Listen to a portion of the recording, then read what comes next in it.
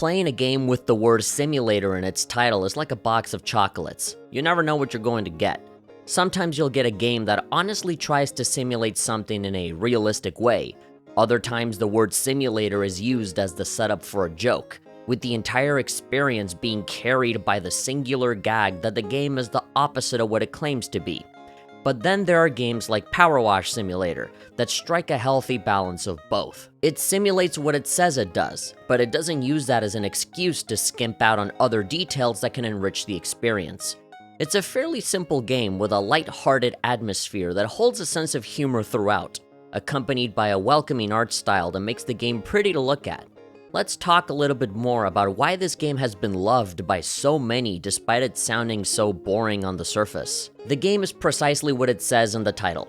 It's a video game that simulates power washing. I know that saying that a video game is simulating something is super redundant. You're basically calling this video game a video game, but you know what I mean. You do a bunch of power washing, no more, no less. You take on different jobs that involve cleaning a variety of different things from buildings, vehicles, and locations.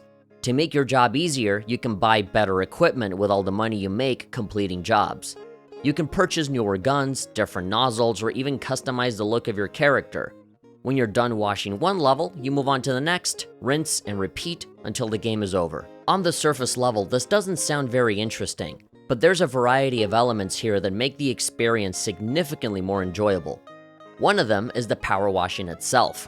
A lot of simulators out there run the risk of being a little bit too complicated because of the nature of what they're trying to simulate, like driving a truck or flying a plane or piloting a mech. For a lot of players, that's exactly the point and the appeal of those games, but for many others, it can push people away from ever trying it out. When it comes to PowerWash Simulator, it keeps everything super simple. You splash water on the dirty parts and that's it. It never gets more complicated than that. Everyone can relate to cleaning dirty things, and I think most of us have seen those oddly satisfying compilations or ASMR videos on the internet. This game scratches that particular itch in both visuals and sound. There's a really satisfying feeling that comes from seeing all the dirt slowly peel off from your efforts. Seeing the before and after of the object you spend so much time cleaning is also gratifying to see.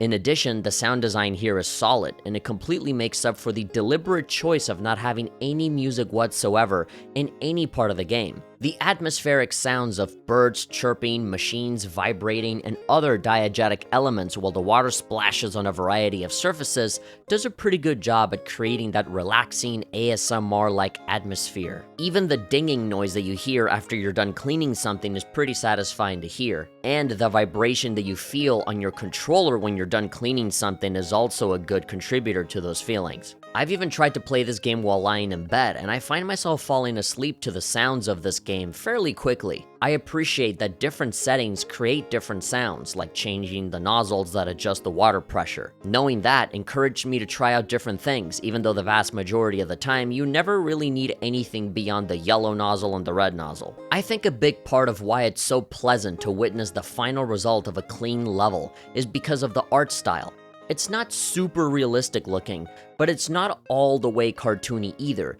It's this interesting blend in between that makes me feel like I got transported into the world of Toy Story 1, where everything is much more bright, colorful, almost plasticky kind of looking, and simple, but it doesn't quite pass the threshold of realism. Another thing that's colorful is the people you interact with throughout the campaign, although interacting is kind of a stretch. You never see a single human being in this game other than yourself and maybe the other player that you play with during a co-op mode. Everyone communicates with you via text messages. Here's where people will call you for a new job and talk about what the object you're cleaning means to them. It's fairly innocuous and not that important, but I think it adds to that lighthearted atmosphere I mentioned. If you want to pay attention to it, you certainly can. I personally didn't most of the time. In fact, I got so invested in the power washing that by the time I realized that there were even text messages happening on the side of the screen, they would go away when I turn around to look at them. I think the story's about cats going missing or something. I couldn't really tell you off the top of my head, I'm sorry. Although you do notice things like cat paws and graffiti on the dirt while you're cleaning it from time to time, which is a really nice detail.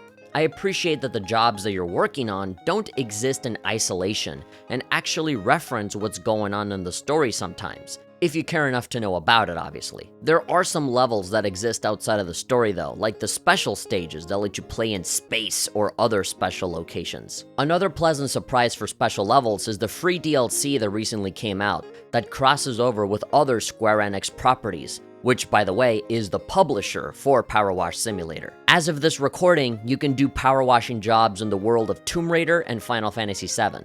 You can clean a bunch of iconic locations, which is super fun to see. And of course, you have text messages from characters in their respective series, like Lara Croft and Tifa Lockhart. This is something that I never expected the game to do, but I appreciate their creativity.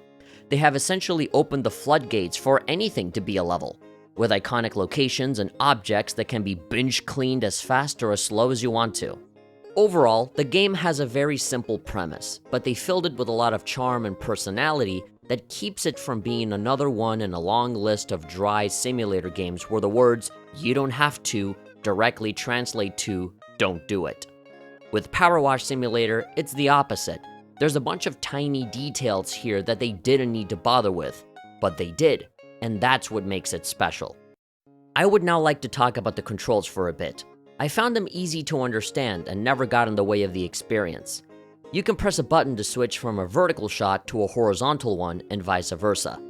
There's a button that lets you shoot water indefinitely without having to hold down one of the triggers. There's no limit to how much water you can use, so there's really no reason for you to ever hold down the trigger, unless you're playing in one of those challenge modes where there is a water limit you have to worry about. There's another button that lets you aim your gun without moving the camera, which ended up being super useful for when I found myself getting dizzy and even downright nauseous from moving my gun back and forth for hours on end.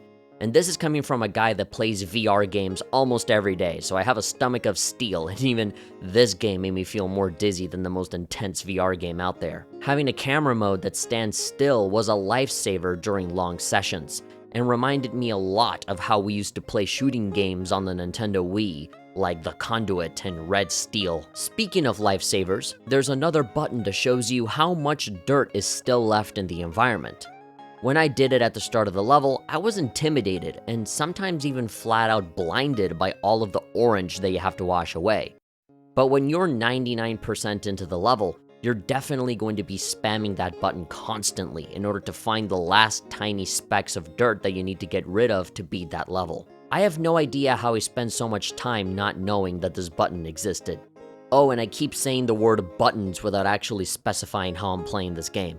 I played it on PC with an Xbox controller the entire time and never had any problems. I've heard opinions from other people that have played the game with a mouse and keyboard and claimed that playing this game was a stressful experience for them. They claim to not understand what made this experience relaxing, but I think they're going about it with a misguided perspective. The first thing is that there's this assumption that mouse and keyboard is the only way that you can play this, that this game was made for mouse and keyboard and nothing else. I don't think that's true since I played it with a gamepad the whole time and had no complaints. But when I switched to keyboard controls, I felt uncomfortable having to move my fingers all the way to the tab button to see the dirt, or pressing R to switch nozzle orientation. I know you can customize your own controls, but I thought that it was worth pointing out that I found, at least, for me personally, I found the default layout for the keyboard to be really cumbersome and nowhere near as comfortable as a gamepad. Which, by the way, if you're using a gamepad, it offers vibration that feels really nice, something that a keyboard won't give you. The game is a fairly slow process that doesn't require the fast twitch reactions of a Call of Duty game anyway, so I don't understand where this keyboard and mouse only mentality is coming from. I guess people saw the first-person perspective and you holding a gun, and so they assumed that it would work like a shooter and that you would need to be super-duper precise. Or maybe people are just acting like tryhards, I have no idea. But, to me, with an Xbox controller, I never had any issues. One thing I did agree with everyone else on was that it became increasingly frustrating to focus on small details, which most likely got people really tense while holding the mouse, creating pain on their wrist and increasing stress levels. I can understand that, but I think it just adds more legitimacy to playing this with a gamepad instead of convincing yourself that there's only one way to play certain games and forcing yourself to suffer because of it. And by extension, your opinion on the game suffers as well. Misguided mentalities aside, I do generally agree with what they're saying. This unfortunately leads me to a couple of minor criticisms. As satisfying as it is to rid the world of all of this filth on a grand scale, having to hunt down tiny bits of dirt when you're so close to beating a level can get really frustrating. You'll feel like you've searched every single pixel in a level to find what's missing, and you still won't find it. When you pause the game, you have access to a list of everything that needs to be cleaned. When you select one of them, it will be highlighted with a gray glow so you can find it in the world. This is definitely convenient, but it doesn't help much when the thing you need to find is super small and hidden away somewhere. For example, I was power washing a plane to gather footage for this video, and it said that I needed to find a tail scoop to clean. I don't know anything about planes, especially not the individual parts that make one up. So I was completely lost, wandering around aimlessly searching for this tail scoop thing.